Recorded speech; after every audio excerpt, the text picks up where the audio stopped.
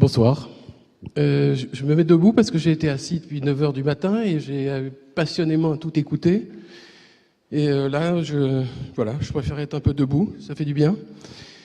Je voulais aborder un sujet qui me touche profondément depuis que je fais ce métier. C'est que un des thèmes d'aujourd'hui, c'est la question du sacré. Et je crois que le sacré, c'est évidemment dans une église la pratique religieuse, mais pour moi, c'est bien au-delà. C'est-à-dire que je crois que, et c'est ce que je vais montrer, j'ai eu l'occasion de faire une église, et j'ai eu l'occasion de faire un mémorial du camp de concentration du Struthof, donc de traiter très profondément le thème de la Shoah. Et j'ai eu aussi l'occasion de faire une mosquée qui m'a valu, je le dis sans plaisanter, 2 menaces de mort ces 6 derniers mois.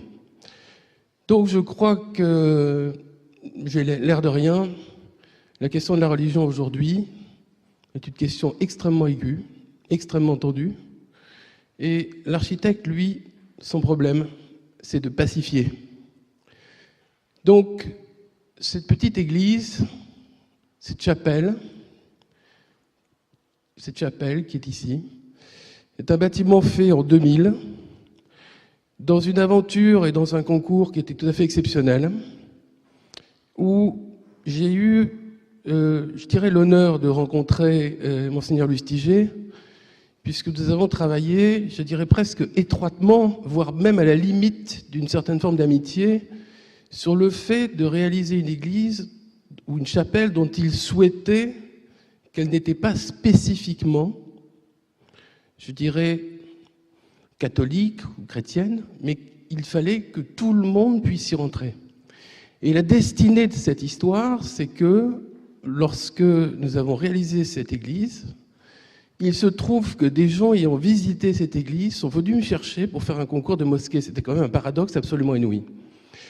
Donc, dans ce projet, qui regroupe tout un programme demandé pour une église classique, sauf que, évidemment, c'est la question de la symétrie, se posaient des problèmes de matériaux qui ont déjà été évoqués. Ici, une brique mise en œuvre avec un système technique de pose totalement innovant.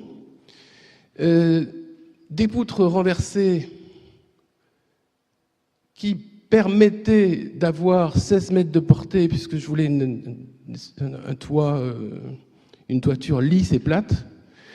Et ensuite, le prolongement d'une réflexion qui m'est moi très très chère, c'est que la question de l'intériorité d'un espace, et ce qui d'ailleurs vient d'être dit sur Leviska, qui est un architecte que j'admire, c'est que le rapport entre l'intérieur et l'extérieur, ici, c'est une épaisseur, et c'est surtout tout un travail de cadrage sur un jardin qu'avait fait Michel Desvignes, et que le choix, évidemment, du dispositif de ce lieu a beaucoup plus été l'idée que les 4 saisons et les mouvements de lumière et de lueur et d'ensoleillement autour de ce lieu se substituaient quelque part pour moi à la question du vitrail, ce qui n'était pas du tout une critique du vitrail, mais pour moi le vitrail devenait quasiment naturel par les cadrages, les échappées, les transparences. On y va. Les résultats formels de ce projet sont presque forme-fonction, mais en même temps, évidemment, bien autre chose. La chapelle du confessionnal avec le clocher qui était ici, les 7 paroles du Christ qui était un thème, il va falloir que tu m'aides parce que je crois que ça ne marche pas, les 7 paroles du Christ qui était un thème qu'on avait choisi avec Lustiger et qui était un prétexte, je dirais indirect, du sujet à l'intérieur du projet, et puis cette transparence qui est une expérimentation sur la question de quelque chose qui m'est extraordinairement cher dans toute l'architecture que j'essaie de faire, c'est la notion de progrès optique. C'est-à-dire qu'il y a pour moi des progrès je dirais, structurelle dans un projet. Il y a une progression de l'architecture évidente, mais il y a surtout une progression du regard et surtout une progression scientifique du regard. On va rentrer. J'ai plus de son. Ça marche? On y va. Donc, on rentre dans cet espace dont on voit finalement que tous les espaces, et c'est là où ça rejoint un peu Léviska, c'est-à-dire qu'il y a un désossement de la question du mur, avec ici, non pas un décalage, mais une double paroi. Donc on rentre, et on a un dispositif que vous pouvez lire, qui reprend grosso modo tous les thèmes d'une église classique, sauf que nous avons rajouté un thème. Il va falloir que tu m'aides avec la flèche, parce que ça ne marche pas. Voilà, nous avons rajouté le thème de l'eau, qui nous semblait extrêmement important dans ce projet. Thème de l'eau qu'on retrouve dans beaucoup de projets, mais ici, en plus d'une église, la question de la proximité de l'eau était importante, d'autant plus que l'ensemble de ce bâtiment, toute l'eau de pluie tombait dans ce bassin, et il y avait un bruit, même une fois que la pluie avait cessé, qui goûtait comme ça, et quand on rentrait, pour ceux qui ont connu cette église au tout début, il y avait cette espèce de bruit de gouttes d'eau qui tombait dans ce bassin. Ce bassin qui, à mon grand regret, a disparu tout d'un coup. Alors, faute d'entretien, faute de je ne sais pas quoi, mais je remercie profondément, j'ai oublié de le faire, tous ceux qui ont participé au fait que ce bâtiment est labellisé. Et donc, peut-être que cette labellisation permettrait de remettre en état ce bassin. Mais nous sommes en période de crise, je ne suis pas dans un degré d'exigence aussi évident et égoïste. La disposition de l'Église a cet axe extrêmement important qui mène sur l'autel, et je vous expliquerai pourquoi tout à l'heure. Ensuite, avec un déambulatoire thématique qui part du baptistère, et puis après, avec des petites sous-chapelles. Ces chapelles cadrant sur un mur détaché qui permet de faire ce que j'appelais le vitrail de substitution, c'est-à-dire une mise à distance obligée sur le jardin et sur l'évolution des couleurs du jardin.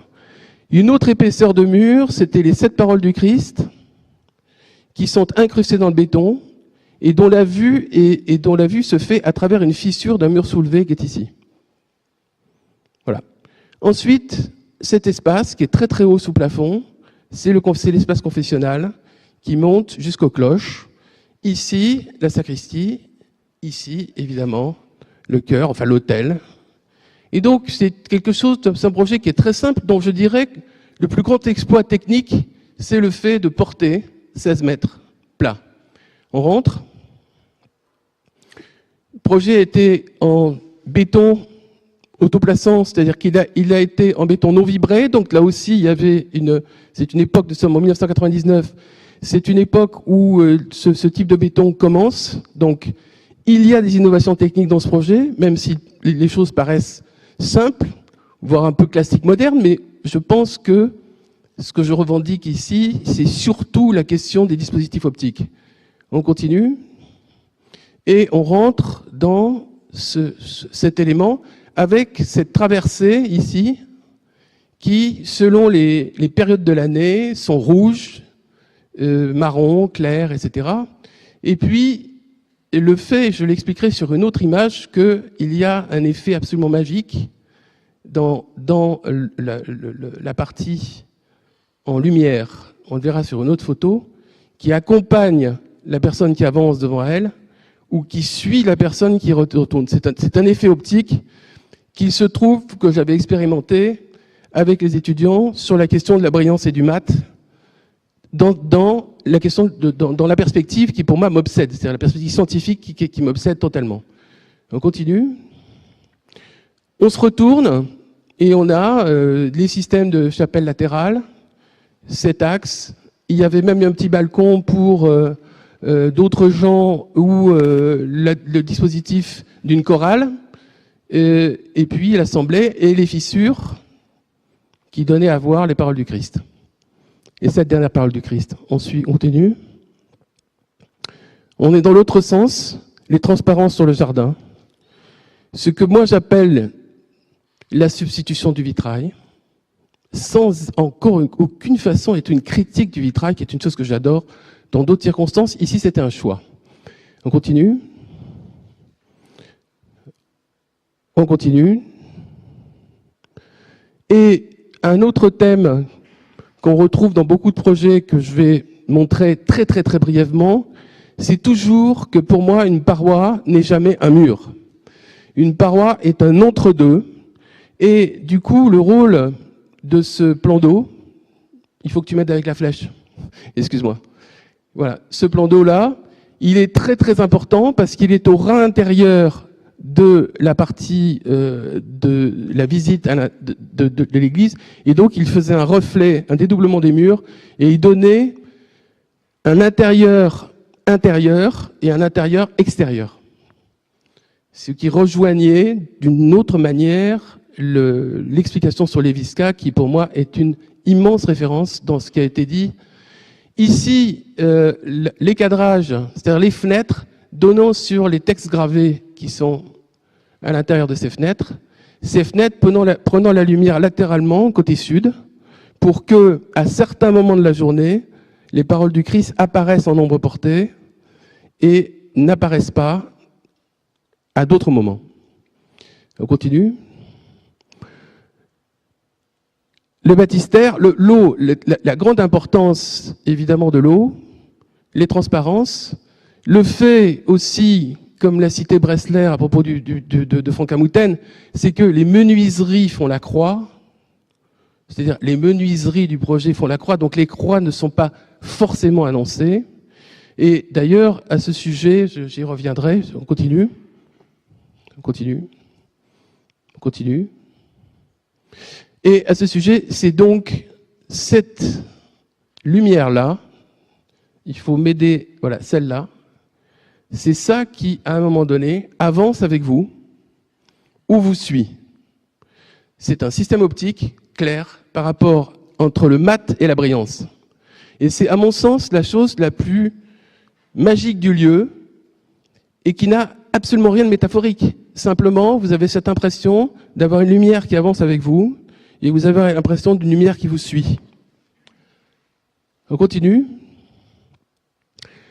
La question du bassin, qui est un thème récurrent dans nos projets, pour le musée d'archéologie du Mont-Beuvray, qui a été un projet où, pour moi, la notion de sacré n'est pas annoncée, mais la dimension de l'espace indicible, c'est-à-dire la dimension d'une forme de spiritualité dans un musée d'archéologie, était déjà pour moi très importante. C'est-à-dire que je pense que quand on rentre dans un espace qui montre des objets archéologiques qui ont été exhumés et qu'il faut montrer, je pense qu'il y a déjà dans ce geste quelque chose qui n'est pas forcément sacralisé, mais qu'il y a quelque chose qui est du domaine de la spiritualité. En particulier dans la muséographie suivante, où les objets exhumés, qui sont dans une muséographie que nous venons de finir, travaillent avec le fond de la nature. C'est-à-dire que pour nous, si vous voulez, ce qui a été montré avec beaucoup d'attention et une extrême beauté, la question des murs peints que nous avons vus tout à l'heure et qui ont une légitimité évidemment par leur époque, pour moi, la question du mur, la question de la paroi, la question du décor, c'est une sélection de la nature extérieure ou une sélection de l'abstraction de la ville extérieure. Ce n'est donc plus la question d'une reproduction réaliste ou d'une évocation. On continue.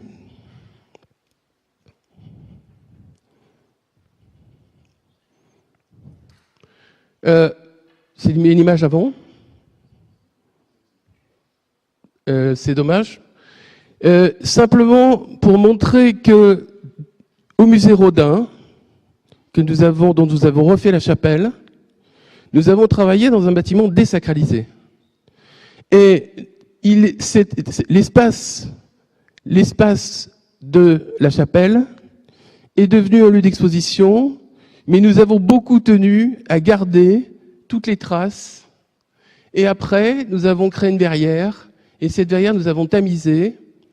Et aujourd'hui, c'est un lieu qui ne cesse de renouveler, mais nous pensons ne pas avoir fait disparaître le fait qu'il s'agissait d'une chapelle. On continue ? Voilà. Donc on retrouve les éléments de la chapelle par fragments. Et puis, une muséographie arrive. Les objets de Rodin, sublimes, etc., arrivent comme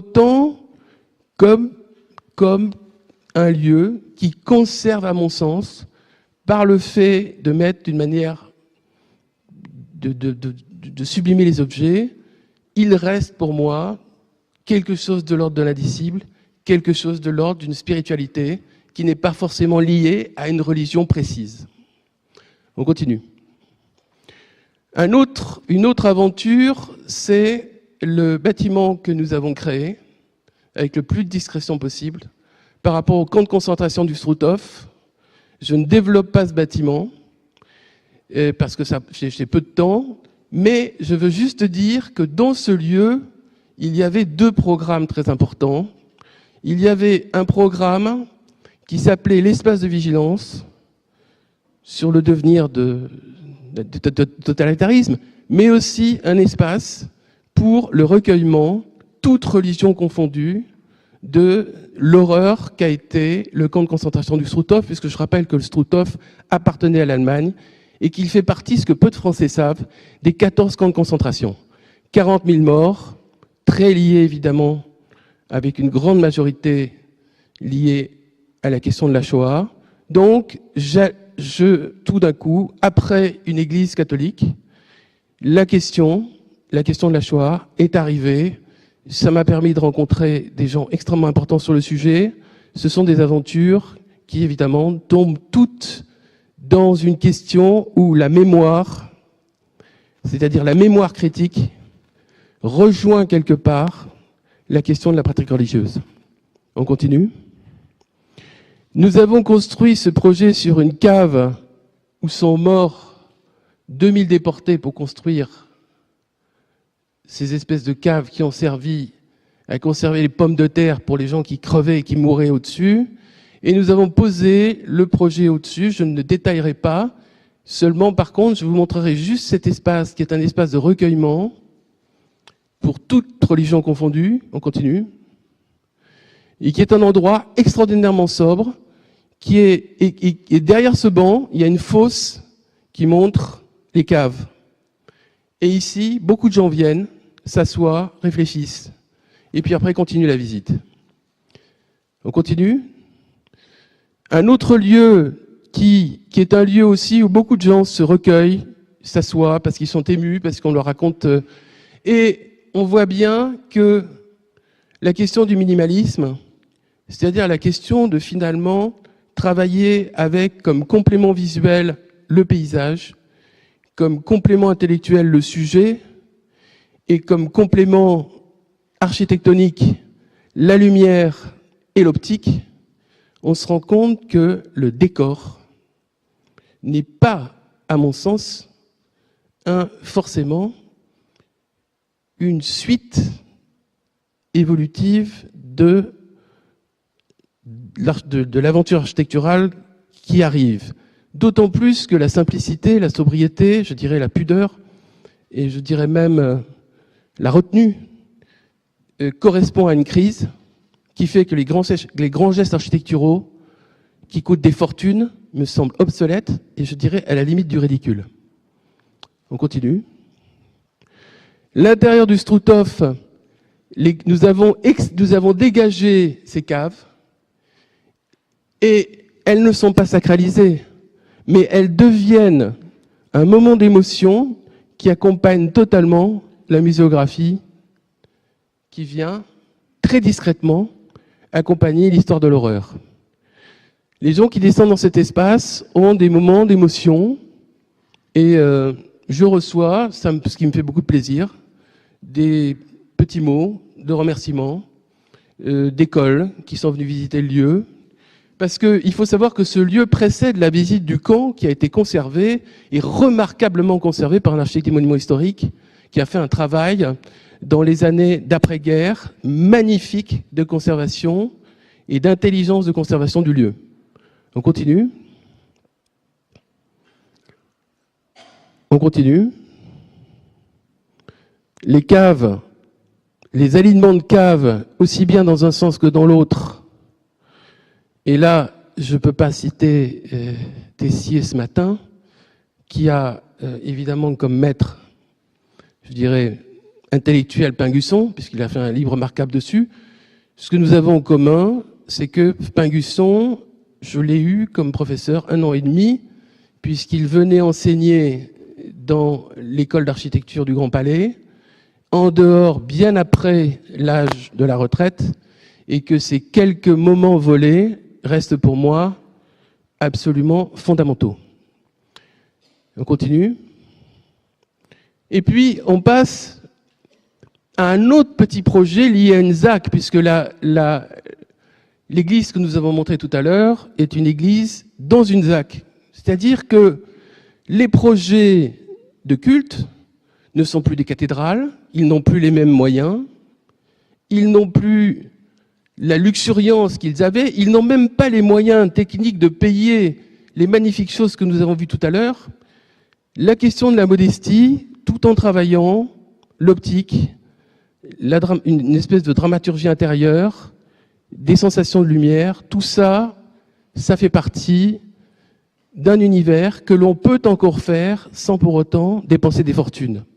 Ici, il y avait consacré une petite parcelle dans la ZAC de Boulogne-Billancourt où on a eu 3 idées.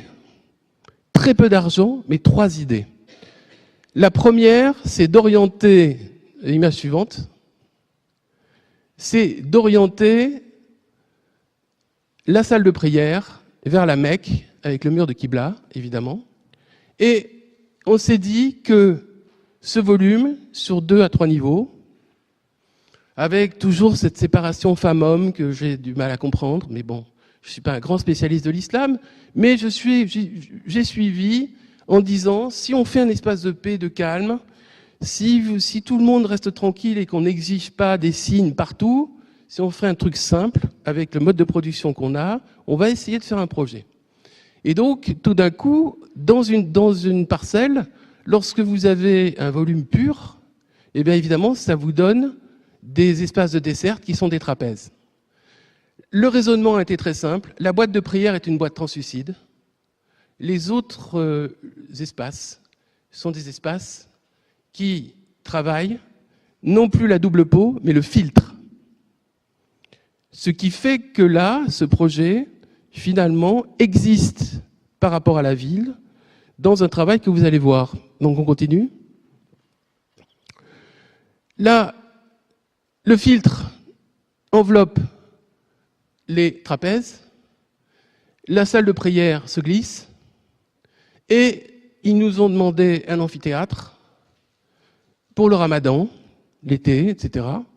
Et c'est finalement cet amphithéâtre, plus le volume parallélépipédique orienté vers la Mecque, qui a cassé toute la question de l'angle droit dans ce projet, et nous faire travailler le pli, qui est pour moi un progrès très important, le pli et l'absence de symétrie, qui est ou l'évolution de la symétrie, qui est un thème très important. On continue.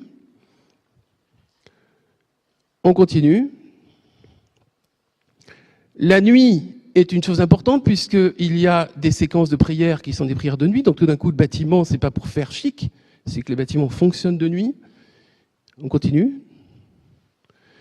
Le filtre, avec des fenêtres qui, au fur et à mesure que la journée tombe, donnent tout un moirage intéressant. Le salon de thé, l'entrée principale.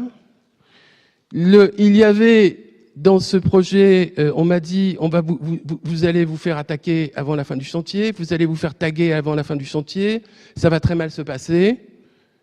Pour le moment, à part 2 menaces de mort, personne n'est intervenu. Et je vous avoue franchement que il arrivera ce qu'il arrivera, mais je n'y crois pas. Je crois que c'était de l'intimidation. On continue. La question du filtre donne évidemment un travail de lumière extrêmement agréable. On continue. Avec des moments où nous ne sommes plus dans la question de verre teinté, nous sommes tout simplement dans des fenêtres qui sont derrière des filtres et qui donnent de nuit des effets très beaux, puisque jusqu'à 10h, 10h30, 11h, la mosquée fonctionne, puisqu'il y a un certain nombre de prières par jour, il y a ceux qui peuvent venir le soir, etc. Suivante. Et finalement, avant que viennent se mettre tous les tapis, que je n'ai pas maîtrisés, mais après tout, laissons faire. Avant que vienne s'inscrire une lettre, un texte qui est ici, laissons faire. Je ne suis pas en guerre contre eux. Je n'ai pas de règlement de compte. Je trouve qu'on m'a fait confiance sur un projet qui n'est pas métaphorique par rapport aux minarets et autre chose. Voilà, c'est un projet avec de tout petits moyens. On continue. Et on retrouve des thèmes d'autres projets, c'est-à-dire ce désossement des parois translucides et puis des transparences pour avoir des engouffrements latéraux plein sud, ce qui donne des effets de lumière absolument magnifiques à certains moments de la journée.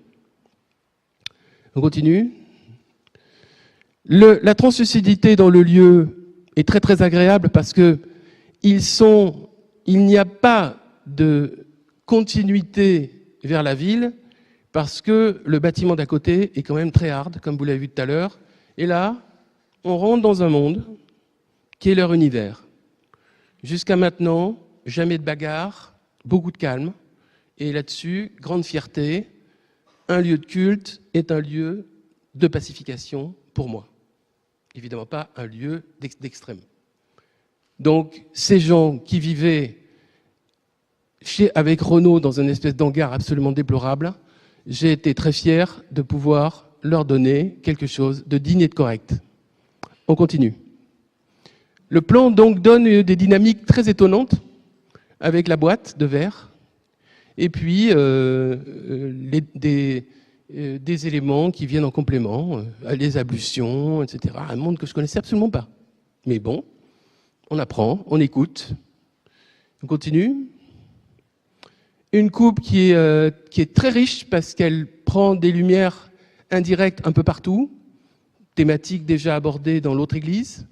Et puis l'autre église, elle était rouge avec un béton intérieur. Ici, c'est un bâtiment qui est tout blanc, avec une peau, une sous-structure métallique et un intérieur béton entièrement peint en blanc. On continue. Je vais terminer par un sujet qui est, si j'ai encore quelques minutes, j'ai quelques minutes ou c'est une catastrophe? C'est un concours que nous avons remporté il y a très peu de temps, concours international important en Corse, et qui est un sujet absolument sublime, puisque nous avons ici une des premières cathédrales, ou la première cathédrale corse, mais qui montrait les moyens de dimension de ce qu'était une cathédrale au début du XIIe siècle et à la fin du XIe, et que ici, cette cathédrale qui s'appelle la Canonica, donc qui est un lieu célèbre où se pratiquent encore les messes, c'est un bâtiment massif, extrêmement beau, qu'on peut qualifier de paléochrétien, et dans ce site, il y a une cité enfouie dans cette zone-là. Et on nous a demandé de faire un lieu qui raconte cette histoire. On continue.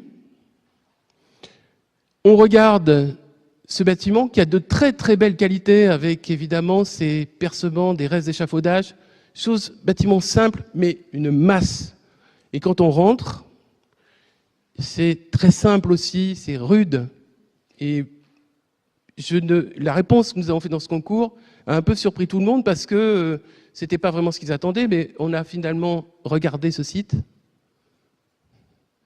Donc ce site, la Canonica, une fouille existante qui remonte aux années 80, avec une première fouille aux années 35. Donc là, ça m'a rappelé toute l'aventure du Mont-Beuvray qui a duré 10 ans, où on s'est occupé des fouilles, on s'est occupé du musée d'archéologie, on s'est occupé du centre archéologique. Et là, je me retrouve tout d'un coup dans une aventure encore plus invraisemblable. Suivante.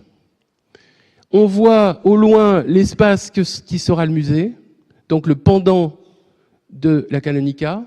On continue. Et on voit aujourd'hui la Canonica, cette espèce de masse de pierre magnifique, avec la fouille. Le sujet suivant, c'est que la cité va être entièrement dégagée, qui va devenir un gigantesque parc archéologique, qui va montrer toutes les sédimentations romaines plus la christianisation. Et nous avons proposé un musée qui fait l'inverse de la masse du Canonica. Donc sans la Canonica, nous n'aurions jamais proposé ce projet.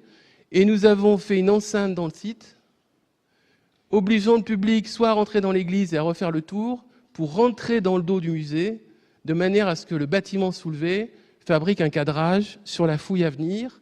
Nous avons profité aussi du fait que ce soit une zone inondable pour faire une montée. Image suivante. Voilà, donc la Canonica, le musée entièrement soulevé, une partie de centre de recherche qui est ici. C'est un projet qui va démarrer dans très peu de temps. Et puis, le travail paysager, absolument magnifique à faire. C'est un projet sur très longue date, sur un long moment, suivante. L'architecture est, vous ne le voyez pas ici parce qu'il n'y a pas de photo de maquette, mais l'architecture n'est absolument pas orthogonale, elle est tout en pli.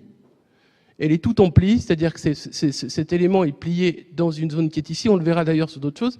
Et puis, on a le fait qu'il est soulevé, le hall d'accueil est là, et on va accéder par l'arrière. Donc on y va.